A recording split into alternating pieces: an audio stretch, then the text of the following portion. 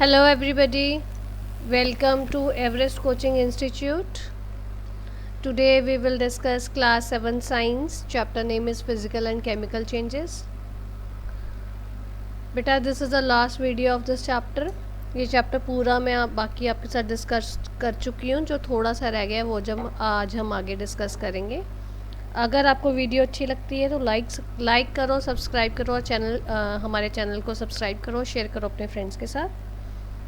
Okay चलो अभी हम शुरू करते हैं आज की वीडियो. हम केमिकल चेंजेस डिस्कस कर रहे हैं तो उसमें एक आपको मैं केमिकल चेंज की एप्लीकेशन बताऊंगी जो आपकी रस्टिंग ऑफ आयरन है. रस्टिंग ऑफ आयरन मैंने थोड़ा सा आपके साथ डिस्कस की है पहले, बट इन डिटेल मैं अभी आपके साथ डिस्कस करती हूँ. तो देखिए होती है when iron objects are exposed to air and water they get covered with brown powdery layer called a rust. आपने देखा है जब आप कोई ये आयरन का ऑब्जेक्ट कोई आप उसको हवा में, एयर के कांटेक्ट में और वाटर के कांटेक्ट में या मॉइस्चर के कांटेक्ट में उसको रखते हो तो उसके ऊपर एक थोड़ी देर बाद में एक ब्राउन कलर की लेयर बन जाती है. उस लेयर को हम रस्ट कहते हैं. ठीक है बेटा. तो रस्टिंग जो है हमारी ये केमिकल चेंज है और इरिवर्सिबल चेंज है. ये हमने अभी डिस्कस करके हटे हैं कि रस्टिंग जो है वो इरिवर्सिबल और केमिकल चेंज है. तो इसकी देखो अभी ये आपको पिक में देखो, पिक में एक आयरन नेल्स हैं. आयरन नेल्स के ऊपर ब्राउन सी लेयर आई हुई है. वो जो ब्राउन लेयर आई हुई है दैट इज रस्ट.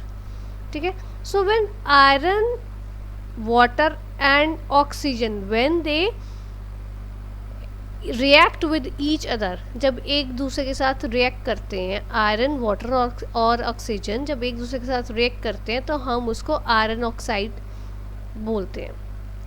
ठीक है. सो अगर आप रिएक्शन में देखो iron plus water plus oxygen is equal gives rise to iron oxide. ठीक है बेटा. तो ये हमारी कैसे हमारी जो है वो रस्ट कैसे ऑब्जेक्ट्स के ऊपर, आयरन ऑब्जेक्ट्स के ऊपर लगती है, हमने वो बात. सो अभी तक हमने बात की कि आयरन के ऊपर रस्ट लग जाती है, but it is irreversible and it is a chemical change. But there are many ways to prevent the rust, कि जिससे हम रस्ट लगे ही ना चीज़ के ऊपर, आयरन ऑब्जेक्ट्स के ऊपर रस्ट ही ना लगे, हम उसको प्रिवेंट कर सकते हैं. हमने वो देखना है किन किन चीज़ों के ऊपर हम रस्ट को कैसे हम रस्ट को प्रिवेंट कर सकते हैं. ठीक है. ये आपको क्वेश्चन आ भी सकते हैं. सो पहला है पेंटिंग. पेंटिंग क्या है? जो articles such as iron gates, grills etcetera are painted at regular intervals to prevent rusting. जो आयरन ऑब्जेक्ट्स हैं हमारे, जैसे हमारा आयरन गेट होता है या ग्रिल्स होती हैं, उनको हम प्रॉपरली पेंट करते हैं. आप अपने घरों में देखो, आपके घरों में गेट है, ग्रिल्स हैं, लगी हुई हैं ना, आप वो उनको रेगुलर इंटरवल्स पे पेंट क्यों करवाते हैं? आपके पेरेंट्स क्यों पेंट करवाते हैं? वो बेसिकली वो इसलिए पेंट करवाते हैं ताकि आयरन की वो बनी होती है, आयरन का सीधा डायरेक्ट कांटेक्ट एयर के साथ ना हो. अगर हम डायरेक्ट कांटेक्ट आयरन का एयर और वाटर के साथ हटा देंगे, उसके बीच में हम कोई उसका गैप कर देंगे, कोई ब्रिज बना देंगे ताकि वो कांटेक्ट, वो ब्रिज नहीं गैप बना देंगे ताकि वो एक दूसरे के साथ ना मिल सकें, तो उस केस में क्या होगा, उससे हमारी रस्टिंग की प्रिवेंशन होगी. तो हम गेट्स को हम जब पेंट करवाते हैं तो क्या होता है, आयरन के गेट है, एक देखो एयर और आयरन के गेट के बीच में एक लेयर आ गई पेंट की. वो पेंट की लेयर है, वो एक प्रोटेक्शन लेयर बन गई आयरन के ऊपर, जो हवा के साथ कांटेक्ट नहीं होने दे रही, एक्सपोजर नहीं होने दे रही. इस कारण हमारे गेट्स के आयरन की चीज़ों के ऊपर हमारा जो है वो रस्ट नहीं लगता. ठीक है. सो ये जो आपकी पेंटिंग करते हैं ये बेसिकली एक ये मेथड है जिससे हम रस्टिंग को प्रिवेंट कर सकते हैं. Applying layer of grease. तो नेक्स्ट मेथड है जिससे हम रस्टिंग प्रिवेंट कर सकते हैं, बचा सकते हैं आयरन ऑब्जेक्ट्स को रस्ट ना लगे, दैट इज़ कि it is to apply layer of grease. कि उसके ऊपर लेयर ऑफ ग्रीस लगा दो। अब देखो आपने देखा जो तो बड़ी चीज़ें हैं जिनके ऊपर इजी है हम पेंट कर सकते हैं, वहाँ पे तो हम पेंट कर लेंगे, पेंट की लेयर चढ़ा देंगे। बट कुछ छोटी चीज़ें ऐसी होती हैं जिनके ऊपर हम पेंटिंग करना is very difficult. So in that case we apply grease. हम उसमें ग्रीस अप्लाई करते हैं। वो ग्रीस क्या काम करती है? It prevents iron articles from coming in contact with air and moisture. It prevents rusting, ये रस्टिंग को प्रिवेंट करता है, या हम उसको कोरोजन भी बोलते हैं। ठीक है। सो अब जैसे देखो आप बच्चे, आप लोग साइकिल चलाते हो ना। अब वो साइकिल की चेन होती है, जैसे देखो जैसे पिक में भी बनी हुई है, चेन लगी हुई है। अब चेन को क्या पेंट करना इजी है कि उसको रस्ट से प्रिवेंट करो? आयरन की होती है। नो, उन केस में हम लोग क्या करते हैं, हम उसमें ग्रीस लगाते हैं। साइकिल पार्ट्स पे या ऑटोमोबाइल्स पे हम लोग ग्रीस अप्लाई करते हैं इन चीज़ों पे, क्योंकि पेंटिंग इज़ नॉट ईजी। और अगर इस पे हम ग्रीस वगैरह नहीं अप्लाई करेंगे तो इनके ऊपर रस्ट की लेयर आ जाएगी, रस्टिंग हो जाएगी। रस्ट होने से क्या होगा, वो आपकी चेन प्रॉपरली चलेगी नहीं। ठीक है बेटा। सो इस केस में हम इन चीज़ों के ऊपर ग्रीस की लेयर लगा देते हैं। नेक्स्ट है गैल्वनाइजेशन। गैल्वनाइजेशन, ये देखो मैंने पिक लगाई है, पहले पिक को केयरफुली देखो, ऑब्जर्व करो। ये देखो पहले कार का कलर कौन सा है? ग्रे कलर का है। ये इस लिक्विड में डिप हुई, उसके बाद में कौन सा कलर आ रहा है? वाइट कलर आ रहा है। ठीक है। So this is galvanisation process. दोबारा देखो इसको, ग्रे है अभी कलर, फिर इसका कलर कौन सा आ रहा है? वाइट आ रहा है। ये बेसिकली क्या है, गैल्वनाइजेशन प्रोसेस क्या होता है कि जो ये जो कार है हमारी आयरन मेटल से बनी होती है, आयरन की बनी हुई है। इसके ऊपर हम एक जो नॉन रिएक्टिव मेटल, जैसे जिंक है, जिंक नॉन रिएक्टिव मेटल है, उस मेटल की हम उसके ऊपर एक लेयर चढ़ा देते हैं ताकि उसके ऊपर रस्ट ना लगे। उसको हम कहते हैं गैल्वनाइजेशन। और ये आपको उसका प्रोसेस बताया हुआ है कि कैसे हम आयरन ऑब्जेक्ट्स के ऊपर रस्ट प्रिवेंट करने के लिए हम नॉन रिएक्टिव मेटल की लेयर चढ़ा देते हैं। ठीक है। अब देखो आपने देखा होगा आपकी जो व्हीकल्स हैं, कारें हैं, स्कूटर्स हैं, बाइक्स हैं, इनके ऊपर क्या रस्ट लगती है? नहीं लगती। क्यों? क्योंकि इनके ऊपर, ये आयरन की तो बने होते हैं, इनके ऊपर एक जो है जिंक की कोटिंग हुई होती है।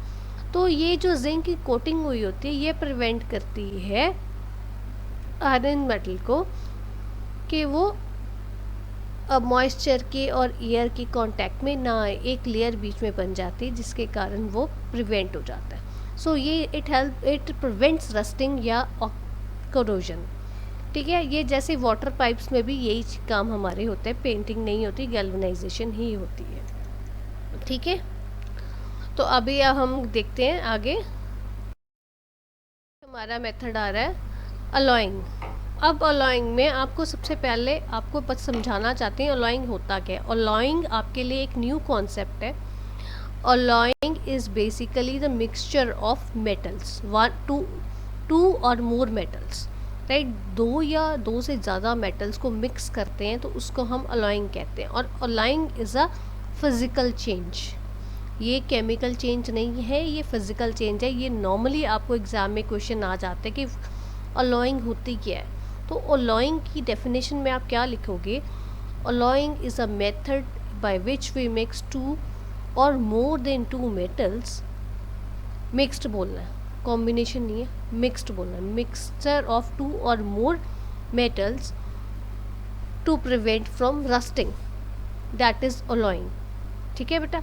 अलॉइंग हमारा जो है इस काम के लिए यूज़ होता है, इसके लिए हम अलॉइंग यूज़ करते हैं। अब जैसे आप आयरन के साथ किसी भी मेटल को मिक्स करते हो, जैसे क्रोमियम को करते हो, निकल को करते हो, मेटल्स को यूज़ करते हो, उनसे क्या होता है, हमारी रस्टिंग प्रिवेंट होती है। एक मैं आपको एग्जांपल देती हूँ। जैसे हमारे, आपने किचन में देखा होगा, आपके किचन में स्टेनलेस स्टील के बर्तन यूज़ होते हैं, राइट। स्टेनलेस स्टील के बर्तन की आप मुझे बताओ, आपने कभी सोचा कि उसकी क्या उसकी प्रॉपर्टीज़ है? ड्यूरेबल है, राइट, सालों साल चलता है हमारा। ये तो है नहीं कि 2-3-4 टाइम्स यूज़ करने के बाद में उसको आप डिस्पोज ऑफ कर देते हैं। नो, वो सालों साल चलता है, ड्यूरेबल है, उसकी शाइन है। ठीक है ना। उसकी शाइन है, उस पर रस्ट नहीं लगता है। तो इसमें ये सारी प्रॉपर्टीज़ हैं जिसके कारण हम उनको यूज़ करते हैं। इसलिए जो ये स्टेनलेस स्टील है ये बेसिकली एक अलॉय है। ये अलॉय कैसे बनता है, किसका मिक्सचर है, आयरन का है, निकल का है, क्रोमियम का है और मैग्नीज का है। 4 मेटल्स को मिक्स किया जाता है फिर हमारी स्टेनलेस स्टील बनती है। अब फिज़िकल चेंज में क्या है, ये फिज़िकल चेंज है। फिज़िकल चेंज में क्या होता है कि ये जो है अपनी जो हमारी चीज़ है मिक्स करके हमारे पास मेटल आया है, जो हमने मिक्स करके मेटल बनाया है स्टेनलेस स्टील, तो ये आपकी इसमें आपकी जो आपकी मेटल्स आपने सारे कंबाइन मिक्स किए हैं वो सारे अपनी जो फिज़िकल प्रॉपर्टीज़ हैं वो नहीं लूज़ करते हैं। जैसे आयरन है, आयरन सबसे बीच में होता है, सबसे अंदर के लेयर में होता है। आयरन बहुत ड्यूरेबल है, ठीक है। निकल और मैग्नीज का क्या प्रॉपर्टी है, निकल और मैग्नीज जो है वो रस्टिंग को प्रिवेंट करते हैं, तो इसीलिए आपकी स्टेनलेस स्टील के बर्तनों के ऊपर रस्टिंग नहीं लगती है। एक रस्टिंग का हो गया हमारा पॉइंट, ड्यूरेबिलिटी का हो गया हमारा पॉइंट। और एक क्रोमियम की क्या प्रॉपर्टी है, क्रोमियम की प्रॉपर्टी ये होती है कि वो शाइन करता है। सो जो हमारी स्टेनलेस स्टील है वो हमारी शाइन करती है, उसके बर्तन हमारे लस्टर लूज नहीं करते।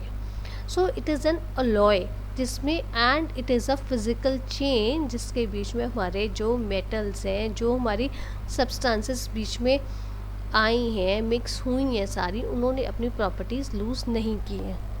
ठीक है बेटा। सो ये इसके ऊपर आपको एग्ज़ाम में क्वेश्चन आ भी सकता है, तो इसको आप केयरफुली कर लेना। करते हैं क्रिस्टलाइजेशन। अब क्रिस्टलाइजेशन इज़ बेसिकली, मैं ऐसे आपको पहले भी बता चुकी हूँ, अब मैं आपको दोबारा बता देती हूँ क्योंकि हमने एप्लीकेशन एक हमने केमिकल चेंज की रस्टिंग की, और अब हमें ये फिज़िकल चेंज की कर रहे हैं। ये crystallization is formation of big and pure crystals of a substance from its saturated solution is referred to as crystallization। ठीक है, it is a physical change. अभी देखो जैसे आपको पिक में दिख रहा है, वैसे मैं आपको पिक से दिखाने से पहले मैं आपको एक बात बताना चाहूँगी। मैंने आपको, अगर आप रिकॉल करो, फिज़िकल चेंज में मैंने आपको जलेबी की एग्जांपल दी थी। जलेबी में आपको मैंने क्या एग्जांपल में क्या समझाया था कि हम वाटर में शुगर डिज़ोल्व करते हैं, उसके बाद में हम उससे एक चाशनी बनाते हैं, ठीक है। सैचुरेटेड सोल्यूशन बन जाता है। चाशनी बनाने के बाद में अगर हम उसको ठंडा होने रख देते हैं तो एक वाइट वो जम जाती है, वाइट सी लेयर आती है। हम ल्यूकवार्म वाटर में, ल्यूकवार्म होती है जब हमारी चाशनी, तब हम अपनी जलेबी डिप करते हैं, जब वो ठंडी हो जाती है उसके ऊपर वाइट सी लेयर आ जाती है। जो वाइट सी लेयर आती है वो क्रिस्टलाइजेशन है और कुछ नहीं, वो शुगर है but in another form, right. So ऐसे ही ये देखो, आप पिक में देखो, पिक में क्या है, ये सी सॉल्ट है, सी से हमारा सॉल्ट निकलता है। तो ये क्या करते हैं हम, ये पिक को अगर आप केयरफुली देखो, सी से जब हमने सॉल्ट निकालना होता है तो हमें एक सैंड का राउंड सा हम एक बना लेते हैं, सर्कल बना लेते हैं, और उसके बीच में हम वाटर को बीच में डाल देते, छोड़ देते हैं सी वाटर को, और सन की हीट से वो इवेपोरेशन प्रोसेस होता है और हमारा सॉल्ट इस फॉर्म में आ जाता है। So this is not crystallisation. ये तो जो बेसिकली हमारी इवेपोरेशन हुई है, इस सॉल्ट के बीच में बहुत सारी हमारी इम्प्योरिटीज़ होती हैं। अब जो हम सॉल्ट खाते हैं, we consume in our homes, वो हम ये सॉल्ट कंज्यूम करते हैं, बट इसकी फिर रिफाइनिंग होती है। रिफाइनिंग कैसे होती है, फिर इसकी सैचुरेटेड सोल्यूशन बनता है, वाटर के बीच में डिज़ोल्व करते हैं, फिर उसके बाद में इसको ठंडा होना छोड़ देते हैं, पानी सारा इसका हीट से वो इवेपोरेट होता है, और फिर जो हमारे पास बनता है that is pure form of salt, जिसके बीच में कोई इम्प्योरिटी नहीं होती है। So this is crystallisation. ठीक है बेटा, आई होप आपको समझ आ गया होगा ये। This is all about today's lecture. If you find any difficulty, you are most welcome to give your feedback in the comment box. Thanks for watching.